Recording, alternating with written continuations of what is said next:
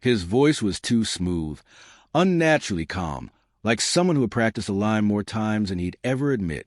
"She's with me now," he said. "If you want to reach her, you can speak to my attorney." Then the line went dead. No name, no pause, no hint of doubt. Just "she's with me now." I stood there in the garage, the phone still in my hand, like it had turned into something foreign. The air smelled of gasoline and cut pine, the scent of the unfinished dresser I had been building for our anniversary. That dresser just stood there, silent and smug, like it knew. A lawyer. He said, "I need a lawyer to speak to my wife." I didn't scream, didn't throw the phone, didn't call her. I just stared at the screen, willing it to shatter under the weight of what I now understood. But it didn't. I slipped the phone into my back pocket and went inside. Dinner sat cooling on the table. 2 plates, hers untouched. I ate mine in silence, one cold bite after another. Temperature didn't matter. There was no letter, no goodbyes scrawled in pen. Just a printed itinerary, left beside her empty wine glass. Plane tickets. Hotel booking. 2 names. Hers and his. The check-in date was yesterday. 5 nights. Beachfront suite. Later, I sat alone in our bedroom, blinds half drawn, slats of sunlight slicing across the sheets. I held the paper between my fingers, slowly tracing its edges. My hand didn't tremble. Not yet.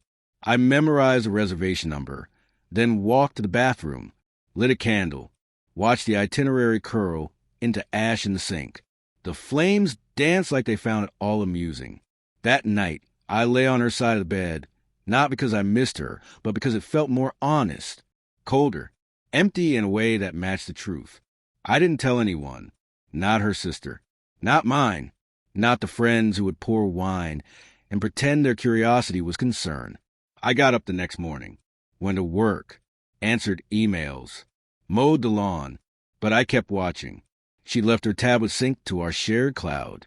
She'd never cared about the settings, never bothered to understand how they worked. She was all feeling. I lived in the details. Their conversations were tidy, efficient.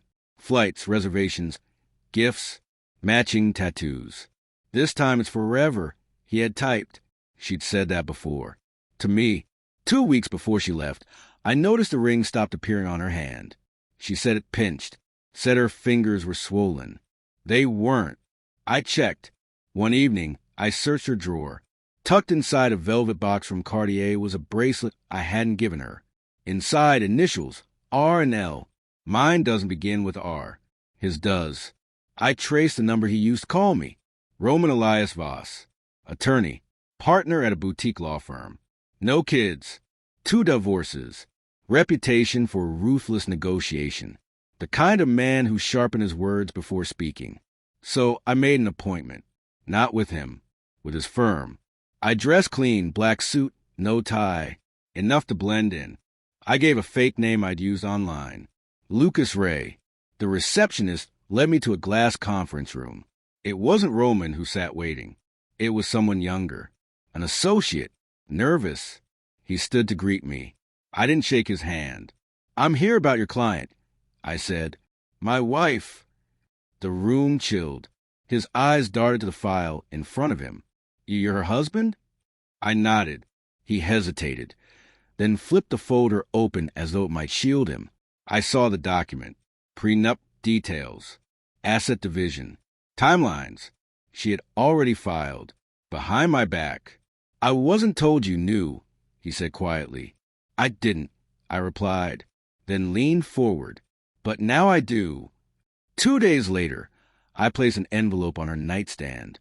No note, no scene, just facts, printouts, emails, surveillance stills from the hotel, thanks to a friend in security.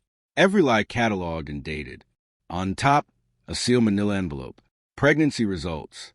We never had kids, but I found the test kit hidden behind the sink.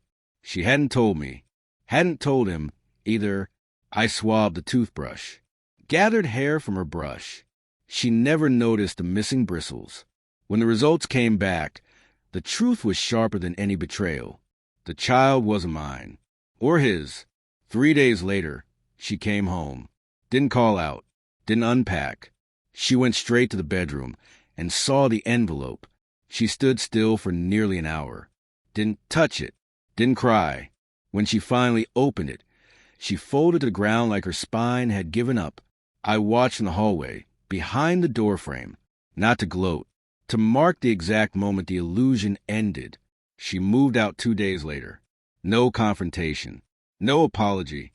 She didn't know I had already changed the locks before she even boarded the plane. Didn't know I had pulled our joint funds, signed over the house to my name, and filed a formal complaint with her lover's firm. Roman lost his partnership within a week. She disappeared into a rental she couldn't afford. I deleted the shared calendar, blocked her number, dropped her Cartier bracelet into a donation box downtown. Let someone else give it meaning. People say betrayal is like a blade. It isn't. It's clarity. And clarity is cold. Exactly how I prefer it.